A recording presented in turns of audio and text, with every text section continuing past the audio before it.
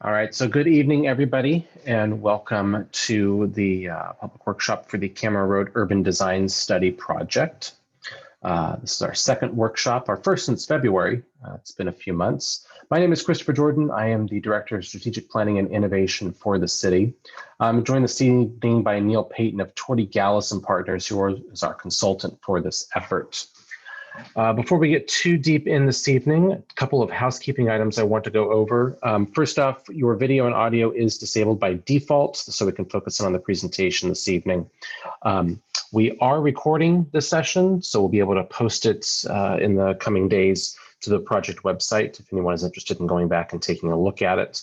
We will also post the final presentation hopefully later tomorrow or next week, so folks can get to it there. If you do have questions during the presentation, please feel free to use the Q&A button that's at the bottom of your screen.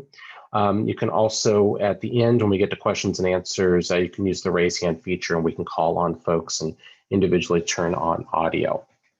So with that out of the way, I am go ahead and take us to this slide and just sort of introduce us a little bit before handing it off to Neil. So for the last 20 years or so, the city's been around. There's been a lot of planning going on for the Kammerer Road corridor, but that planning really goes back even further, even as far back as the 1960s, looking at the widening and future extension of Kammerer, connecting it to 99 and 5 at both ends. We do have upcoming construction for the first phase of those improvements, which will be reconstructing it as a divided two-lane road with shoulders on either side, really creating a more safer condition out there. That construction is anticipated to start next year with bidding beginning in January for that work. But really, it's more than just the roadway planning that's been going on, particularly at the city over the last few years. It's been about land uses and the surrounding land uses to this corridor. Back in 2001, the first plan in this area for the Lent Ranch Special Planning Area was adopted. That covers the mall area and the adjoining power retail development sites that are along what's now Promenade Parkway that parallels 99 just to the west of it. And then in 2014, we adopted the Southeast Policy Area, or SEPA, which covers most of the area you see here in color that's north of Kammerer Road. That envisioned over 300 acres of professional office park style development. So I think very similar to what is in the Capitol Center area in Rancho Cordova, or the Douglas area in Roseville, North Natomas, say along I-5, particularly on the east side of I-5, or various other places around the region where you have a very auto-oriented suburban style, large format office employment spaces with these big parking lots, very similar to that. But over the last couple of years, we've been noticing a change in the marketplace. We're seeing employees and employers, really as a result, that are interested in more urban mixed-use places with a variety of opportunities, particularly for pedestrian interaction and a variety of social dynamics. And obviously, a lot of that's pre-COVID. One of the best examples of this, though, is in Crystal City National Landing, which is just outside of DC, right across the river from the district and just south of the Pentagon. Here, a couple of years ago, Amazon announced they were going to expand their corporate footprint and build a second headquarters in that area, bringing thousands of jobs. A lot of reasons went into that. Obviously, the proximity to Reagan National Airport, the proximity to DC itself, the educational opportunities in the area. But they chose that specific area, I think, for one important reason, among others, the urban elements that exist. There is an existing street grid system that it has more of an urban form to it. There's opportunities for redevelopment in the corridor, certainly, but the idea of creating some higher density urban development in what is arguably a suburban part of the district. So with that sort of in mind, and we saw a number of examples like this happening in the employment market, we said, we probably need to take a second look at this. And I think that's really amplified by what's going on with COVID-19 and what we're seeing in projections and office demand that we believe are really getting amplified. Employers, in particular tech and other professional office jobs, are seeing reduced need for leased or owned office space. And they're seeking opportunities for occasional worker gatherings and really sort of leaning hard into these opportunities for remote work. REI is a good example of that. Just months ago, they finished construction on a new corporate headquarters in suburban Seattle. they have never occupied that building and have turned around and sold it actually to Facebook, of all people, for a space for their growing Washington State operations.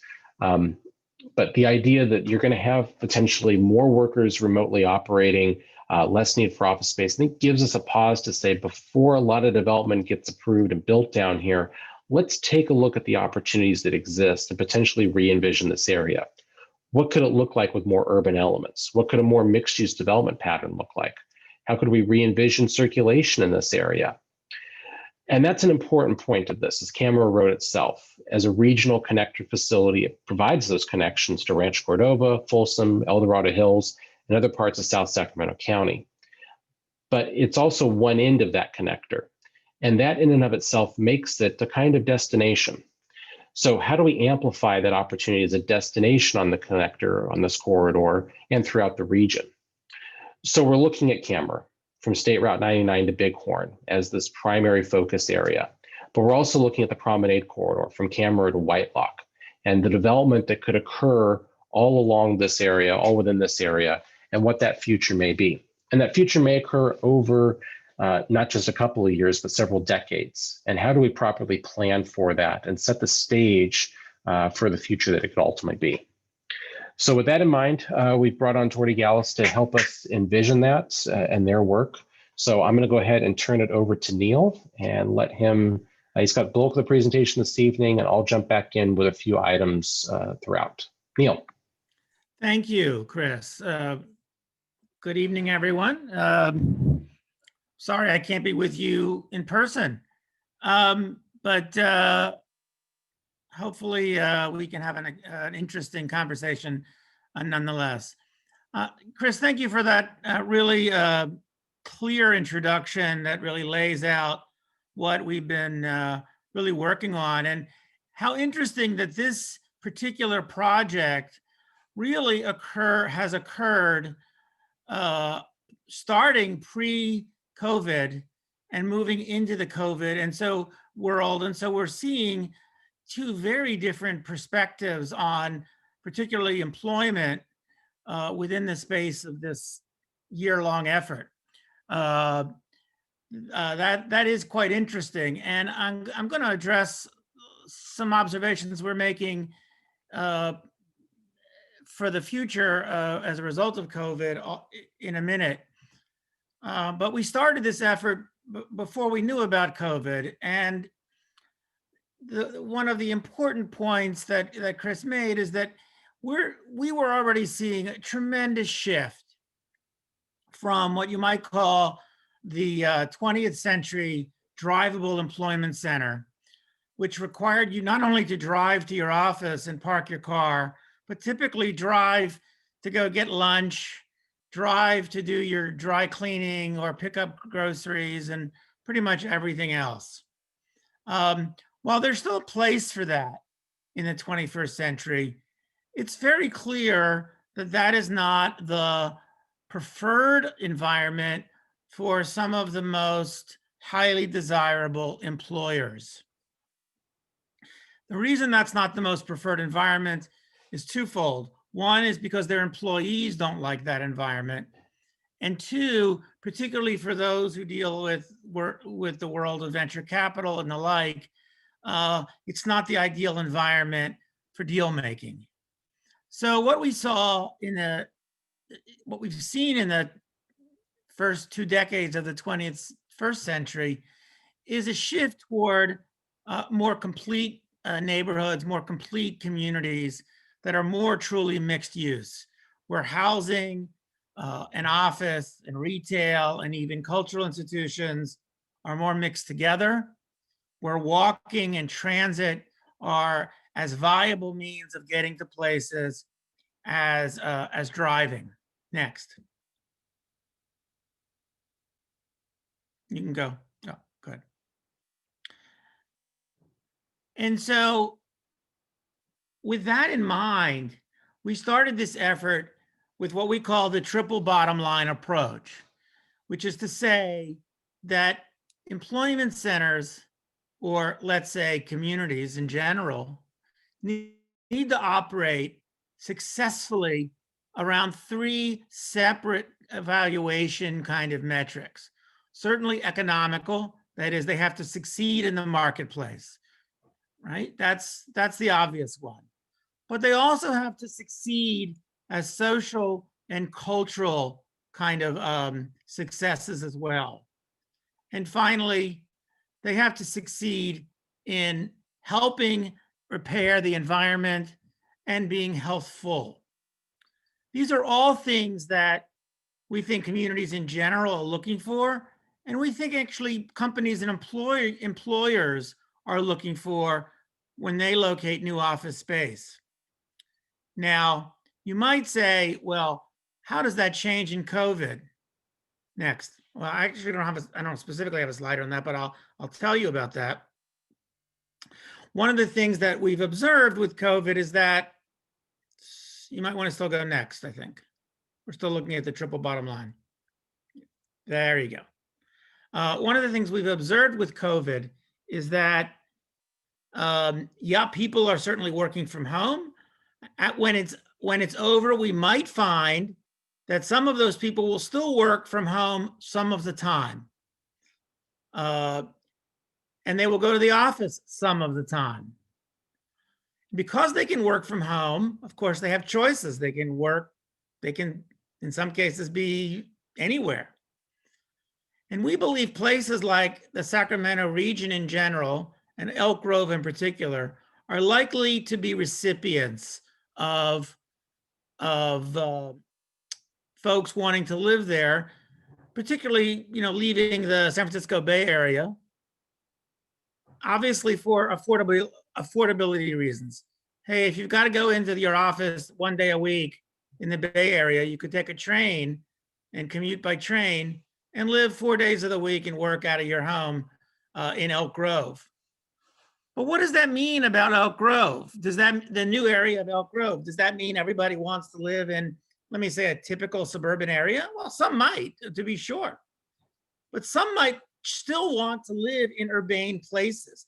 They like that walkability that they found in the cities. They just don't like to pay for that much. They don't want to pay for it. So we believe that neighborhoods that are walkable, that are mixed use and diverse, will actually be as or more important than ever in the post-COVID world. Places where you can work some of the time, either from your home or from a nearby kind of shared office space, and places where you can also easily get around to other amenities, such as retail, cultural institutions, religious institutions, and the like. So walkability is key, not only for employment centers or for communities of the future, but also because, quite frankly, they're healthier for the environment and they're healthier for the humans in that environment. And what I mean by that is the evidence that behavior plays a significant role in our health is overwhelming. In fact, the CDC estimates that 50% of, in a sense, what makes us healthy comes from behavioral choices. 50%. And of that 50%, a significant part is related to things like exercise, particularly walking, since it's one that's easy to do and extremely good for you. We know that prehistoric humans walked anywhere from 6 to 9 miles a day on average. So that implies that we as a species evolved to walk. And yet, for 50 years during the 20th century, we designed our communities to do anything but walk. We made ourselves dependent on the car. So the question becomes, can we take, if you look at the images on the lower right, the two images that go together, an image like the left, a community that was being, in a sense, growing in a suburban fashion, and replant it to grow in a more urbane, a more walkable fashion, saving precious agricultural land while also creating higher value places that people love. To do that, we need to do a number of things. One of them is we need to adjust the way we plan our streets, our boulevards, our arterial roads. We need to go from a pattern which has arterial roads that are completely isolated and separated from everyone else to ones that are actually part of a network of streets in which more intersections rather than less are the norm. Why more intersections? Because we know that more intersections actually promote walkability. Not only do they promote walkability, but in a study in California of 50 communities, it was shown that the communities with tighter street grids actually had less deaths as a result of vehicle accidents than those with, let me say, coarser grains like Irvine, California. Unless you think that, well, it's just people in those cities drive better, in a study specifically of Chico, California, in which the historic center was compared to its suburban areas, again, traffic deaths were less in the historic center with a very finely grained street grid. It's not that people in those areas have less accidents, it's that they're less often to die in those accidents. Next. So we know that street grids promote walkability and they are safer. But having this kind of walkable environment isn't just related to a street grid, it's also related to creating a great mix of uses, to creating a streetscape that is really geared toward the pedestrian, and that provides multiple ways of getting around. Because sometimes you can walk or want to walk, but sometimes the distances are a little bit too far and a bike might be appropriate, or a bus, or a light rail, or who knows what other devices will come in the future. Next. We also know that it's very important for pedestrians to be able to connect, both from block to block, but even crossing streets. Blocks that are too long prevent pedestrians from crossing easily without these kind of mid-block crossings. And anybody who's ever stood on the edge of a typical arterial road in any suburb of the United States knows how frustrating it is to watch 6 or 8 lanes of traffic whiz by and know that you've got a half a mile to walk to the next traffic light in order to safely cross the street. And the chances that you just dart out and try to risk it are obvious. Now, there's another way to deal with that, which is to make great streets. And the image on the top right is an aerial view of a street in San Francisco called Octavia Boulevard. For those who don't know it, Octavia Boulevard's kind of a newish street. It was created out of the gap left when a piece of the freeway that dead-ended anyway fell down in the San Francisco earthquake in the late 80s, I believe it was. When that freeway fell down, they recreated Octavia Boulevard as what's called a multi-way boulevard. A multi-way boulevard is one in which there are, say, four lanes in the center of the street that go through at a rapid rate. And then there is an island on both sides and slower moving traffic lanes on the edges. We began to wonder if that might be an appropriate way to deal with Kammerer Road for one section of the study area. Next.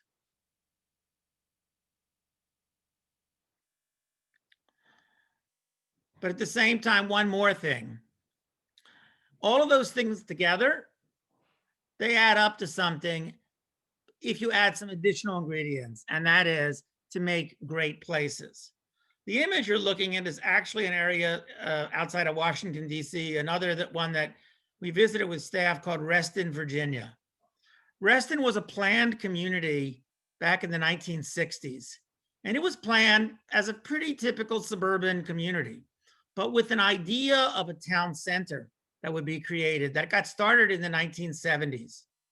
So here we are now in 2020, 50 years later, and it has really become an amazing place. But I got to tell you, it took 50 years. Even though it did take 50 years, it would have never, ever happened had they not planned for it 50 years ago. And so it's very important when Chris says, hey, we don't know if this is going to happen in 3 years or 5 years or 10 years. Fair enough. We know that if you plan for it now, it might be in 50 years something that you look back on and say, wow, what a job we did. Next. So as we thought about all those things, we layered in one more variable, which is the light rail that exists already from Sacramento south, and how it's proposed or planned to extend into Elk Grove, and how it might intersect with Kammerer Road. So the diagram on the left shows a series of stations on the Sacramento light rail line. And then on the right is just a blow up of that. The dash line shows a planned route into the state, into Elk Grove, into our site area.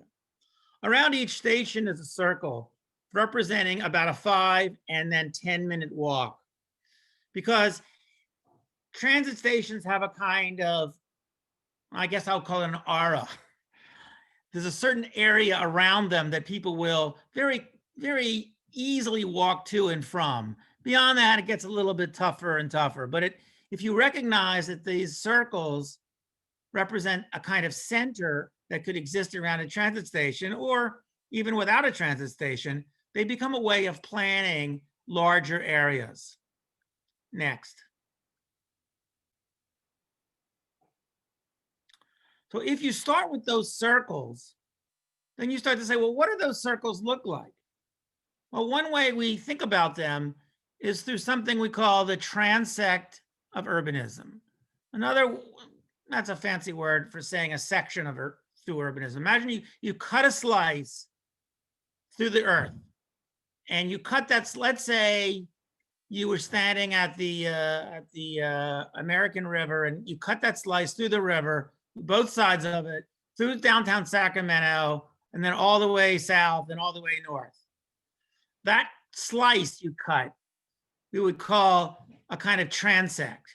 And you might go all the way from zones that were the most natural, what we call T1, to rural or agricultural, what we call T2, to suburban, all the way to an urban core of T6.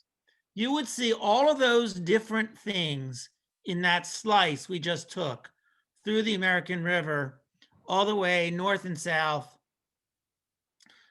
through the area of greater Sacramento. And what we'd observe in all those different zones is that some of these zones are great for agriculture or for just being healthy to the earth, or even tourism. And some of those are great for attracting employment talent.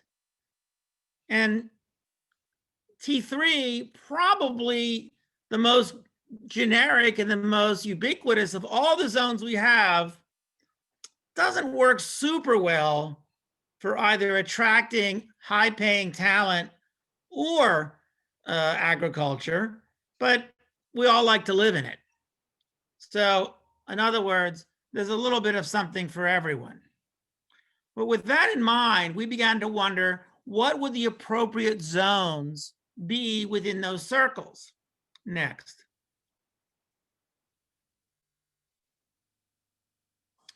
He said, well, the appropriate zones are really these three, right? We're never going to have downtown Sacramento or downtown San Francisco along Kammerer Road. We're also, at the moment, while we do have agriculture, we won't be in the future.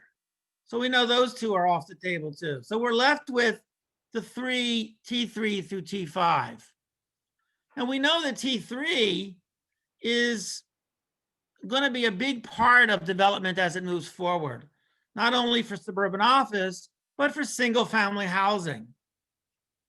But we also think many of these centers might have what we call this general urban. This is where we might have townhouses or small apartment buildings, and we might have office buildings that are 2 and 3 stories with ground floor retail. We might have a few areas, we call them the urban center areas, that are a little bit bigger. Here we might have bigger apartment buildings and even bigger office buildings with ground floor retail. Not all of it everywhere, but some of it everywhere. Next. And so the key when we plan for these centers is to figure out where would these denser T5 areas go relative to these circles we've drawn? Where would these T4 areas go? And where would the T3 areas go? And that's part of what we're looking at. Next.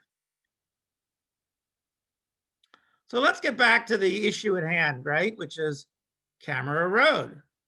That's what got us here.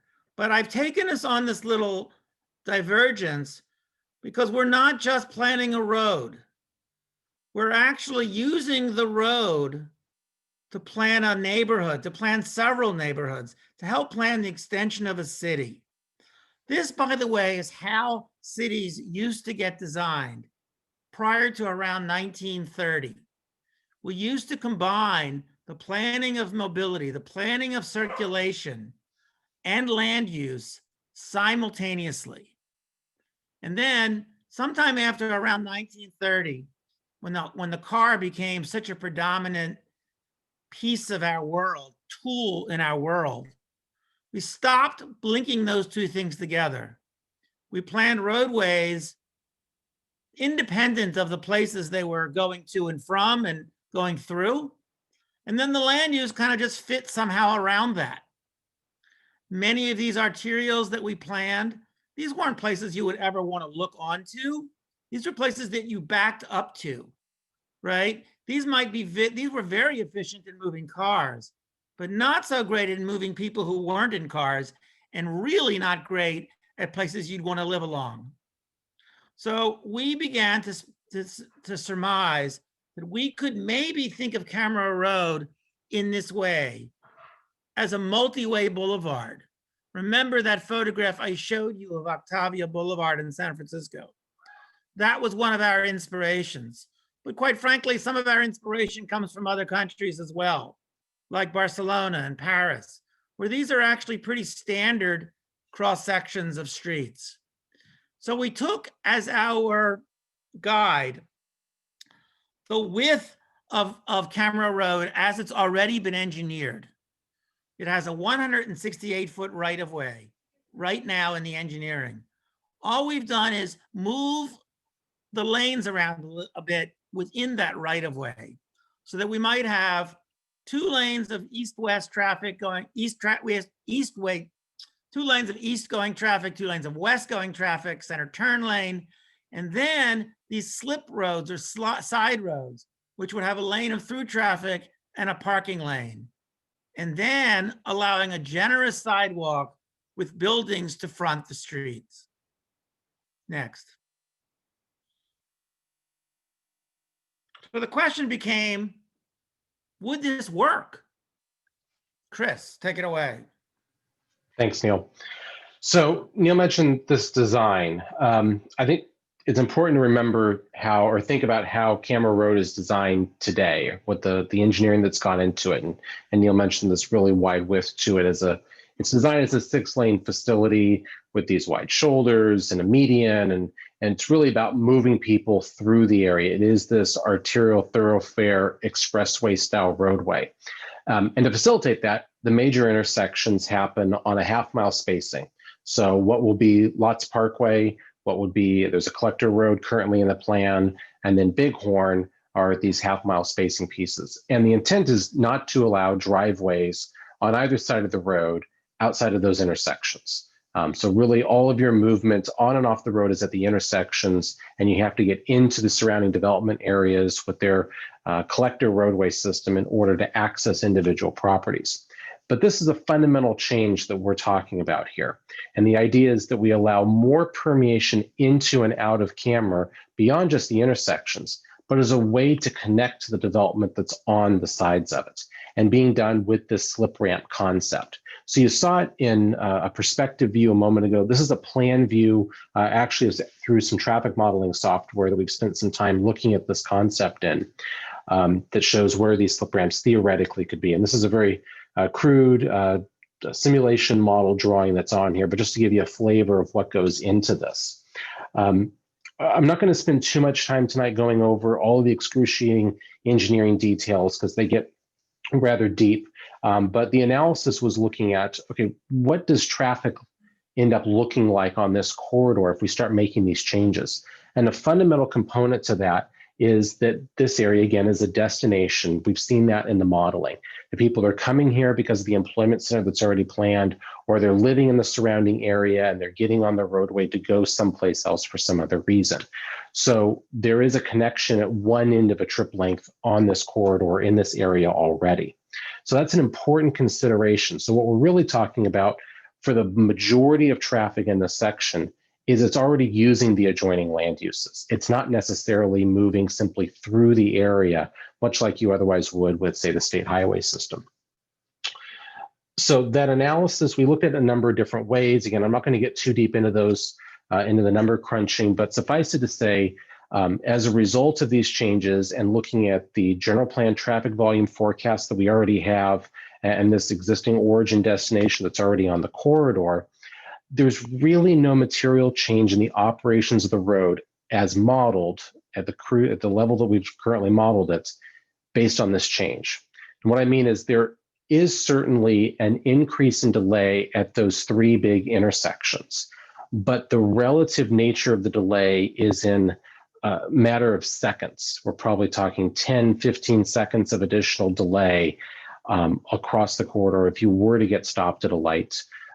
We're not talking about an order of magnitude of a minute or 2 minutes. And really, delay is but one way to look at this circumstance. We've got a lot of policies now, as we've gone through our general plan update in 2019, to look beyond just simply delay as a metric, but travel distances are an important issue, vehicle miles traveled, as well as what the pedestrian experience is. And we look at stress scores for both pedestrians and bicyclists. So moving to this sort of design has those ancillary benefits to them, beyond just the impact to potential delay. Implementation, though, and the way you saw this in the sketch the model a minute ago, really relies upon a grid network surrounding it, and it has to be on both sides. Without a good, healthy grid network, and Neil can talk about what some of those metrics are, but they're generally in that 300 to 500 foot block length range, that really needs to be there in order for the connectivity to otherwise continue to occur. And what I mean by that is, so let's say you're traveling in either the east or westbound direction on the road, and you take a slip ramp, you're slipping off into a one-way direction of travel. There's no opportunity to come off that road and go, let's say you're going westbound, and be able to turn and go eastbound on the frontage road. It wouldn't let you do that. In order to keep the mobility going, it would be a one-way road continuing in that westbound direction. So you'd have to go up to the next logical block if you were trying to go east, to go back to something behind you and circle back around through the grid network. Without that grid network, without that shorter block length, the more urban block length, you don't have that connectivity and the system falls apart. Now, there could be limited circumstances where moving away from the grid network may make sense. It could be distance from Kammerer. If you're further away from Kammerer Road, you're less reliant upon the grid network, so you could go to some larger blocks. Could also be a case where maybe you have a campus style user, like let's say a university. They would have different circulation parameters in and of themselves. Many universities, they want folks parking sort of on the edges, and then it's a more pedestrian environment internal. There could be some business cases where that may still make sense. So we would still need to look at some flexibility there, but it would be very narrowly tailored because of these broader issues. Lastly, from an intersection design perspective, we're going to have to be innovative with this. There's a number of different things beyond just a standard signalized intersection that we could do here. Maybe it could be something like a jug handle design and eliminating the left turn movement there and wrapping folks around the intersection in a more creative way to just more focus on right turn and through movements through that intersection. And that could help to bring the delay back down. So we're going to continue looking at that more as this project evolves, and that'll be something to highlight later. Neil?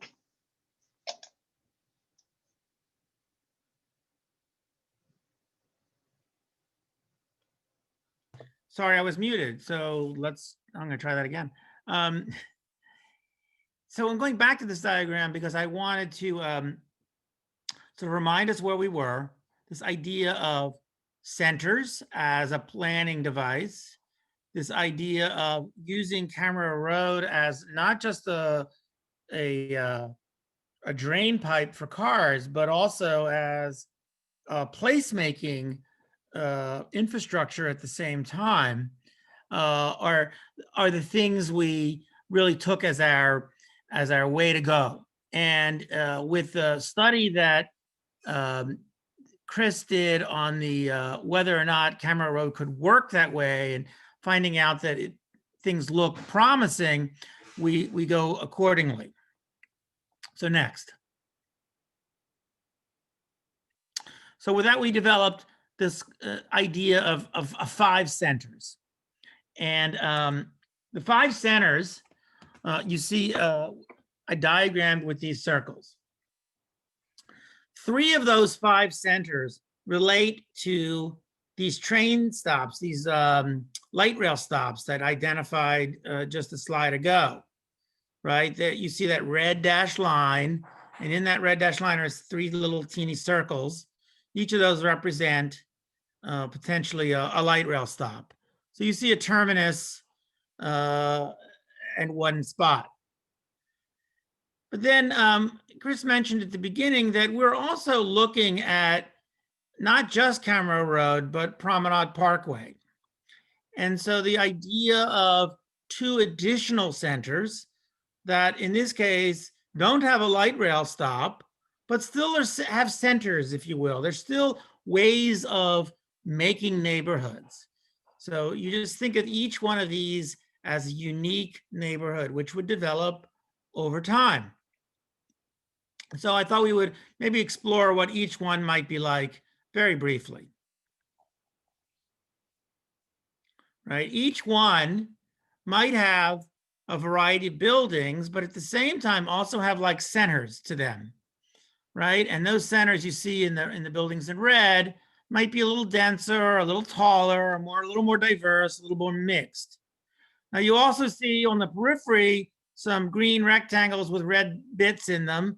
Those are sites for other things like schools or maybe a hospital, who knows what might be necessary in the future. So reserving land for other uses would be important here. Would they be in those exact spots? Not necessarily, but the idea that there would be reservations for that kind of use. Next. So just to go through these, and please excuse the barking dog in the background. So the first one is centered on sort of Bilby Road as it moves southeast into our study area. There already is a light rail planned for that area, right at Bilby and this other kind of radial street. And you see there, sort of a lower right, you see an existing condition and what that might be like as it's built out. In all of these models, what you're going to see are our guess. We probably won't guess right because the market will change 30 times in the next 50 years. And it's impossible for us to know. So this is just a best guess today at what a build out in that area might be like. You'll see that there might be low rise 2- and 3-story buildings along Bilby with a train station, maybe extending inboard a bit, and then single family houses beyond that. Next. Here's a view of what that might be like, the station at Bilby itself. Next. Center 2 is probably the most dense, the biggest in the plan area that we looked at. It is, again, an area where we would imagine another light rail stop.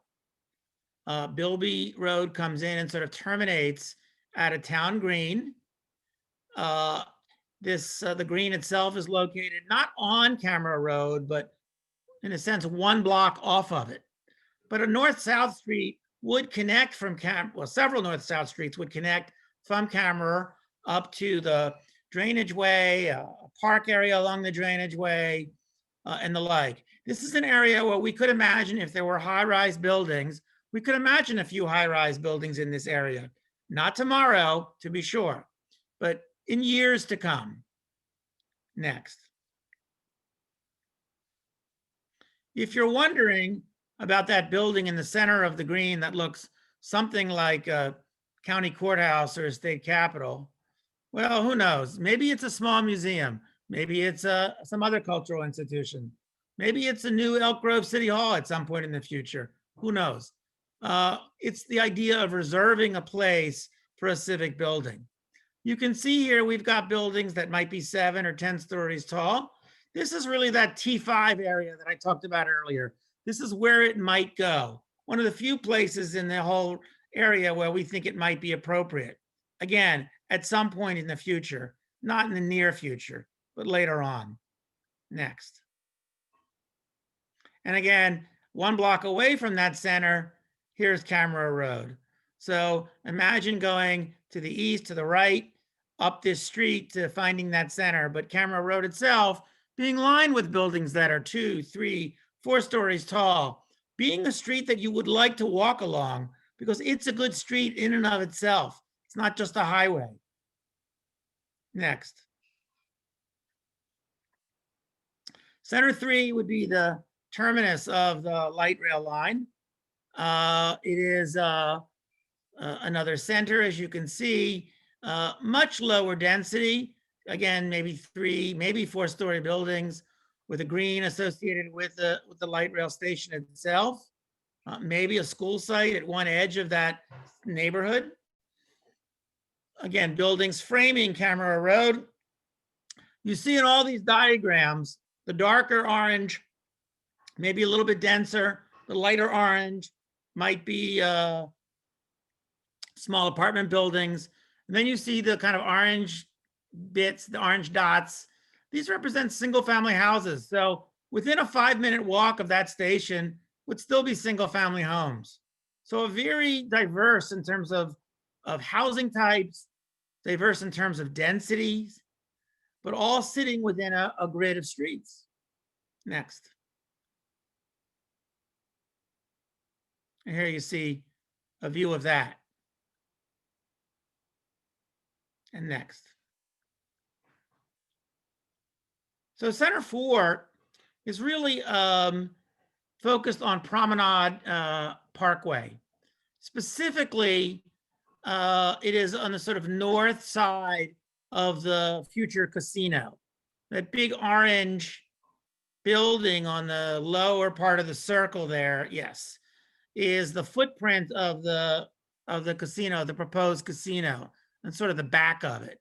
So this neighborhood sits at the sort of back of the casino. Casino itself sits within its own district, right? It sits in a giant parking lot. It is what it is. But near that could be this, again, neighborhood center with its each, if you notice, all of the centers have a kind of public space associated with them. Each one has a place that you understand as the center. There's a certain amount of density, slightly bigger, more density at that center surrounding those greens, and then it kind of fades out. So again, if you think about those T3, T4, T5, maybe there's a hint of T5 in that red going to T4 with then T3 surrounding that. Next. And here's a view of what that might look like. And then finally, Center 5, as Promenade Parkway comes up and joins with Whitlock, right? We get the last center. Now, this is one that probably could be the nearest term,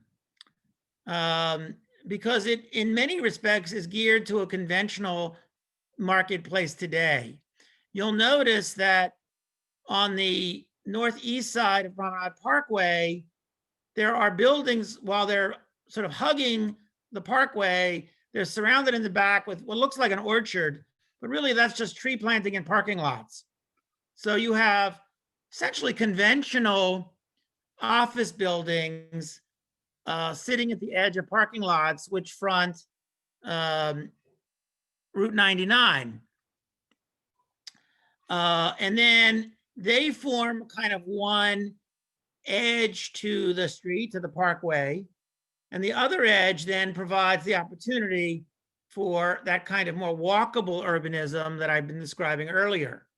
Maybe a site for a grand hotel with its visibility from Route 99, fronting a large town green with another little mixed use area. Again, a variety of both apartment buildings, townhouses, and single family houses could be located in that area. But again, this area really could be more of a hybrid that begins as a more typical vehicular-centric area, but slowly grows into a more walkable area as the future unfolds. Next. And here again, you see an image of that. So each of these areas, as you can see, has been designed, each 5 of the centers has been designed with a kind of range of heights, of densities, of building types, probably of land uses, and as would be as mixed as the marketplace allowed for that time. We believe that each of them, right, would be as appropriate from in a post-COVID world as any downtown area might be, maybe more so. Next. So that's sort of, let me say, the kind of vision of how this all works. I think the question on your mind is, well, how do we get there? What are the next steps? Well, Chris, do you want to do this? Christopher, do you want to do this part, or would you like me to, or want to split this, or? Yeah, maybe we can tag team this a little bit. So I'll sort of do a basic introduction here, and I know you had some detail on the next couple slides. So at the core of this are 3 things that need to happen. First off, we have to update the general plan. There's a lot in there in terms of the land use plan for this area and the circulation components for this area. That this vision, there's not an alignment. So we'll need to bring the general plan up to this vision in order to get there. Second, and then implementing sort of more on the land use side would be the zoning revisions. And this is going to take the form of not only revisions to the Southeast Policy area and its planning documents, but also the Lent Ranch planning area and its planning documents, and then sort of setting the stage for future annexation south of Kammerer Road. We need to have some guidance in place for how those projects and their requisite specific plans would then incorporate the vision and then make sure it's implementing the general plan at the broader level. The other piece of this then is the update to the street and subdivision standards. In some cases, that's say in the Southeast Policy Area documents or in the Lent Ranch plan, but at a more finite level, things like our own subdivision improvement standards that we use citywide, our public improvement standards, those need to be updated because they're very suburban in nature, and we'll need to incorporate these more urban concepts into them, these more urban standards to them. So on that general plan side, and Neil can jump in on a couple of these, there's some framework in there today in terms of mixed uses that both horizontal and vertical, that is, I think, a good base. We need to be expanding on that a bit and diversify that palette range not just in terms of the reuses that occur there, but really more of the intensity and density of those things. We talk about them in a very broad sense today, with a very broad range of density or intensity that's allowed. And I think as we get more into this T3, 4, 5 concept that Neil's describing, there's some more diversity there and segmentation that'll need to be articulated. Neil? Sure. No, I think that's exactly right. I mean, I don't have any more to say about that. I think you've done it quite well. So I will poke on a little bit here on the placemaking side of it and the value component of it. I think, again, the general plan has some basic language about that today, and we can exemplify that. I think in the most key place will be in the Southeast Policy Area community plan to really bring that up. On the zoning side, again, we mentioned this, both in terms of incorporating these concepts of the T3, T4, T5 zones. Southeast, I think, does a good job of laying out some of the elements of how these zones traditionally work. If you want to do any research on your own, the Form-Based Code Institute is a great resource, and they go through this idea of the Transect in more detail. There's a lot of literature up there about it. We've incorporated some of those concepts into Southeast already. The idea of how we describe the public realm spaces of the streets themselves, how those buildings are articulated in the frontage and the building relationship to the street. That framework exists. We need to go back in and amplify that to talk more about this vision itself, and I think start to pull apart some, particularly those mixed-use zones a bit, and reframe how that employment center designation works in a lot of cases, and relating back to the use side of things. Neil, can you talk a little bit about the parking side of this? Sure. One of the things that's a legacy of our fascination with the car is that our typical zoning our zoning ordinances tend to require that everything you build must be able to park all of the cars expected to, carry people to that thing in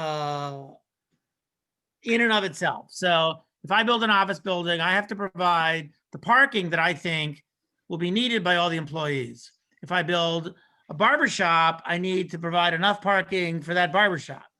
Now, the reality is that if I have a movie theater, most people only go to movies at certain times of the day. And most people only work in office buildings at certain times of the day. And, some people go to church on certain days, but mostly not others. All of those uses don't need all of that parking all of the time.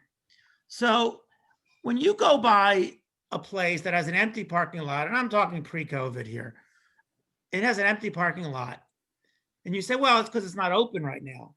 I will say to you, but that's really inefficient, because all of that parking had to be built and it's only used some of the time. So, and by the way, as a result of all of that paving that we use to make all that parking, which by the way isn't free, all of the rain that drops down from the sky runs off. And some of it gets into our rivers, and it washes away the chemicals that have dripped off the cars that have parked in those lots, which is not good. Now, what if instead we figured out a way to say, gee, you only use your parking some of the time. You only use your parking some of the time. Maybe we could share it if they're next to each other, right?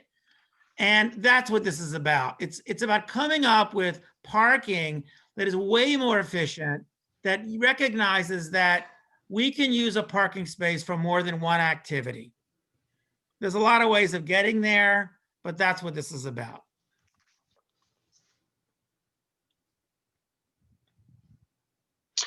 So we talked about on the street standard side, but it's also going to be about establishing the requirements for that grid network and having the required block length component in there, and that circulation component that goes along with there, really locking that into the standards themselves, and making it an obligation of development to set up for that grid system. I think the other piece of this in terms of the improvements is Kammerer Road itself and even some of the promenade improvements as you get north of what's been built and what that curve connection up into Whitelock would ultimately be, there's going to be phasing. And we see it today with Kammerer Road improvements that'll be going in starting next year. We're starting with the center 2 lanes and the median, and we'll build out from there. That phasing that will occur over time will be related to the uses as they get built. So the idea that Kammerer Road itself would get constructed with the 4 lanes plus the outside median plus the frontage lanes and the parking all as a single project is not going to happen. There will be, instead of a timing component to this, of as the development matures, we've reserved the right of way for the construction to happen. And as the time nears where those uses, the density, the marketplace is really flourishing as a result, then those improvements will come in. So we'll need to talk about that piece of it as well. And the critical piece here is that scale element. And one of the great things about the cross section for Kammerer we're talking about is, as a core 4 lanes with this outside frontage and parking lane, we've reduced that pedestrian distance. If somebody were to cross that street or should be crossing that street, that distance is a lot safer. That distance is a lot more relatable to the human experience, because you're crossing, instead of one 6-lane facility, you're crossing a 4-lane. And you're dealing with those frontages as discrete individual elements. We see that a bit in Octavia and San Francisco, but Neil mentioned some of the European examples, particularly in France where they do this. You have more of these way stations that are happening for the pedestrian. I think that creates a lot of safety opportunities, and a more friendly pedestrian environment, reduces those pedestrian stress events. Chris, what's the name of that street in Chico that I always forget the name of? No, I'm forgetting it too. Yeah, I remember the one you're talking about. There's also a multi-way boulevard in Chico, but I can't remember the name at the moment. I want to say it starts with an M, but so it's very charming. Yep. So in terms of the schedule for what this looks like, because these are, of course, great ideas, and we want to look at moving forward with them. Obviously, COVID, unfortunately, is a factor here. We're still wrestling as a city with what our budgets are looking like. We're keeping track of revenues as they're coming in, but we want to be making sure we're focusing on core city services where it makes sense, and certainly getting to this vision with its long-term lead time is something we need to factor into. So we are looking for dates to get back to council. It'll be definitely by the end of February, we'll be back in front of council to report out on this effort and talk to them about the details that are here. And then we would start scheduling the opportunities for the general plan amendments and the zoning revisions and the other development standards, and sort of setting the stage for potential and future development south of Kammerer. What exactly that schedule of getting those revisions to the various plans done, we don't have that laid out yet. We are looking, there's some upcoming circulation plan cleanups and documentation pieces we need to do that we are funded for. So we're looking at ways we could potentially fold in the circulation changes as part of that effort, and then come back in somewhere separately with the land use piece of it. It's not necessarily as efficient to do that, but timing wise with the available funding, that may make sense. So we're continuing to look at what that may be. And of course, hopefully as the economy improves, when it improves, that we'll be able to schedule things and be able to move quickly on that. So that is the extent of what we had planned this evening in terms of the presentation. So we're right at about an hour in. We do want to have time here for questions. So again, if you'd like to use either the Q&A box, you can type a question in, I'll read it out, and Neil and I can work on answering it. You can, of course, use the raise hand feature, and we can call on you and open your mic up. In addition to Neil and myself, Daryl Dunn, our Economic Development Director, is also on the line this evening. Unfortunately, I don't have a big contingency of folks for Public Works. If there's any questions about Kammerer itself, I do have some notes that I can relate to and try to answer questions there. So otherwise, we'll go ahead and get started on the Q&A side of it. And the first one up I have is Suzanne Petchy. So I will open that up. So Suzanne, if you want to unmute yourself, you can go ahead and ask your question. Okay, as long as you don't show my picture. I think that this is a great vision. I think that it has been wonderful watching this. And, I just would be hoping that it's not another great planning effort for a great project that, you know, doesn't materialize and becomes houses. And I'm just saying that not to be disrespectful or negative, but just because of past experiences with great projects that I have been enthused about that didn't come to fruition in the city. And I'm just wondering in all of this, if the landowners and the developers and even maybe city council has the patience and the foresight to kind of hold themselves in and plan for, as you're saying, perhaps as long as 50 years in the future to have something like this actually happen for the city of Elk Grove? Or will it be a fallback again of wanting the fast dollar and moving out of town, and once again not getting this really great forward-looking project?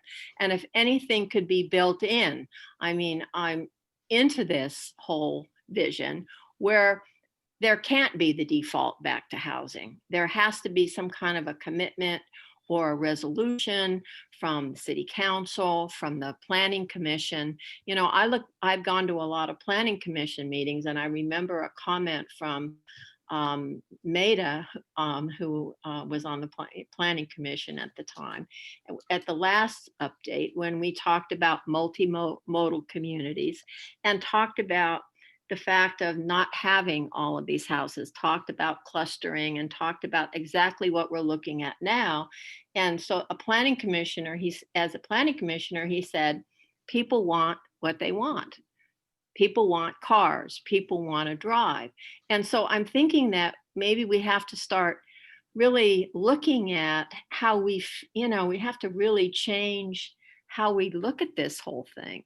Maybe we need term limits on the planning commission to get younger people involved that feel the way this planning feels to me. So those are just some comments. I mean, I think it looks great. I mean, it's just a great vision. I'm just thinking you need to change the thinking. I mean, you can do the planning, but you've got to change the thinking and the philosophy in this city in order to attain something greater. Thank you. Thank you for this effort. It's really been a really great program. Thanks. Thanks, Suzanne. I will mention, in terms of sort of holding to it, I think there's two aspects to it. One, on the landowner side, the plan does need to respond to the fact that the market will mature over time. This isn't something, we're not going to see 7-story, 10-story buildings in the first round of development. You have to set up the bones of the area, the bones of the infrastructure to support and push the market in that direction. And by that, I mean that it's things like the grid system. So if you take the big block of land that's just north of Kammerer in this core area, it's right now it's owned by 2 property owners. It's a little over 300 acres, about 300 acres or total in size between these 2 landowners. In order for that to move forward in development, it's got to go through the subdivision process. If our development standards say you got to build this grid system and it's got to have these exacting standards to it, that's what the obligation is. Now, the construction of that grid system may get phased in based upon which areas of their map get constructed first. It'll start in one corner, another corner. It's not going to start in the middle because you're too landlocked at that point. So there's a phasing aspect to that, but it starts with that first tentative map and that first structure of how the streets get laid out and the dedications of right-of-way happen. So that's one piece.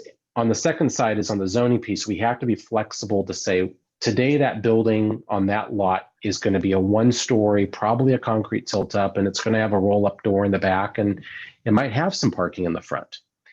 But that building form is not going to make the most sense some number of years down the line, and that building is going to want to evolve, that site's going to want to evolve. So there has to be an orderly transition of that built form, and the standards have to reflect that. So if the bone structure is there, we can have that transition and density occur little bit more naturally with the market, but still we're pushing it, we're prodding it along. The other piece of this is, I think you're right, Suzanne, is from a regulatory standpoint, having the stamina to hold to that vision. And I think a great example of that from a regional perspective is actually the R Street corridor in Sacramento. Think about the planning that happened to get to what that corridor is today. It goes back to the 80s. And there were desires to, let's not have this mixed use form. Let's not interject residential here. Let's not look at the potential pre-light rail going in the mid 80s of this being just more state office complexes that are dead on the weekends. And instead today, it is a very dynamic place. In fact, you go out, there's a couple blocks where the streets are closed these last several months to allow for outdoor dining, to allow more pedestrian activity because of everything that's going on. And there, the idea of the vision was set and we're going to stick to it. I think this is a critical juncture for us to say, okay, we've set this vision and we're gonna stick to it, and this is why it's so important to us. And I think differentiating ourselves in the regional market is part of that story. So that's something more to talk about. Can I just add a little bit to that? Sure. Suzanne, thank you for that question, and thank you for what you said. That was really encouraging, so appreciate it a lot.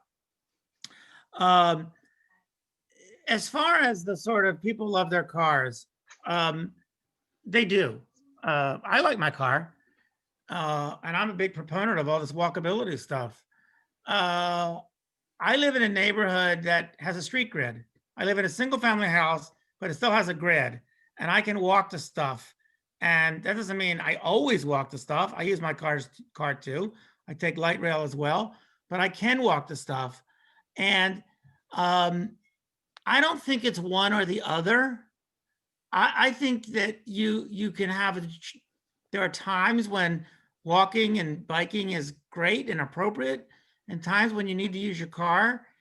And what we're trying to make is a plan here that actually works well for both, not at the exclusion of one. I want to emphasize, as Chris just alluded to, we've all seen through this pandemic, cities across the world, every city in the United States has experimented with closing parts of their streets, sometimes narrowing them or closing one here and there. And it's astounding what has happened. And I think people have seen how fantastic it is to have public space, usable public space. So I think that is also going to change a few minds. Finally, I do agree that if the idea of the street grid can be ingrained, that's almost everything. I think of cities a little bit like you might think of a forest in succession. You know, it starts with pine trees, and then over time, you know, the hardwoods start to come in. So you can think of this, if you can get the grid down, some of the early buildings might not be the one you wanted. They might have some still auto-oriented ones with parking lots in the front. But over time, those will transition to more urbane buildings. You can go to a number of cities that people visit today, like Portland, Oregon. If you had gone to Portland in the 60s, 1960s or 70s, you wouldn't have said, wow, what an amazing city this is. It was half empty. And all those blocks were full of parking lots. And now we look at this and we think, man, what a great city, because they simply filled in the grid. The template was there. And that's what we're trying to establish here. Okay, we have a comment also from Casey. Casey, unmute.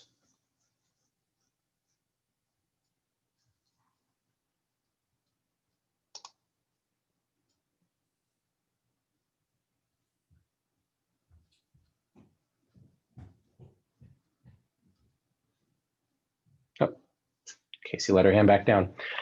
In terms of comments or questions that we've got in the Q&A box, comment from Lynn agreeing with Suzanne. Thank you for that, Lynn. There was a question at the top of the presentation at 6 from Mark about the latest update with the project.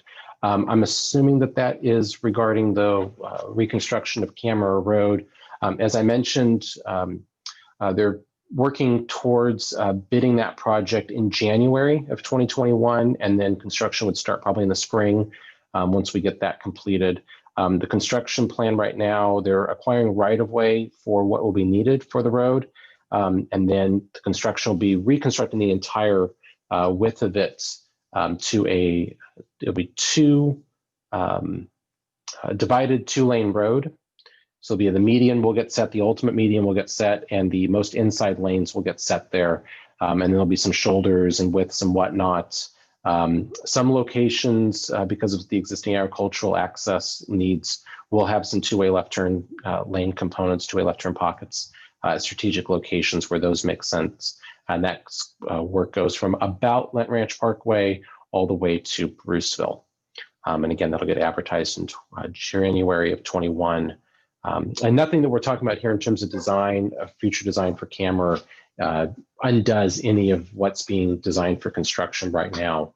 Again, we're maintaining what essentially are the center two lanes of the existing plan, and it's everything sort of outside of that then that would get modified with this alternative concept.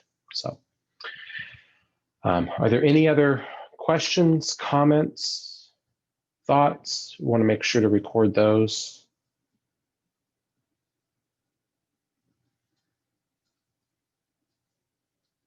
Okay. Oh, Suzanne. Go ahead, Suzanne. I just am wondering how many participants are there in the meeting? Usually there's a screen that shows you. I'm just curious. Right. So sure, I can go ahead and give you that. So well, in terms of panelists, myself, Neil, and Daryl are lined up. So that's three of us. There are 14 other attendees in the meeting this evening. Good. Okay. Thank you. No problem. So I think it's going to go ahead and conclude us for this evening. Again, I want to thank everybody very much for joining us this evening and allowing us to share these ideas and thoughts with you. We will be getting these materials up on the website. Hopefully the presentation tomorrow. The video will take us a few days to get through. We have to close caption it so that others are able to view it. So we'll get that up in the next couple of weeks or so. And then we will be looking at a council date and report back on this item to them and see where we go from there. So again, thanks everybody. Appreciate the time and have a great rest of the weekend. Bye, everyone. Thank you.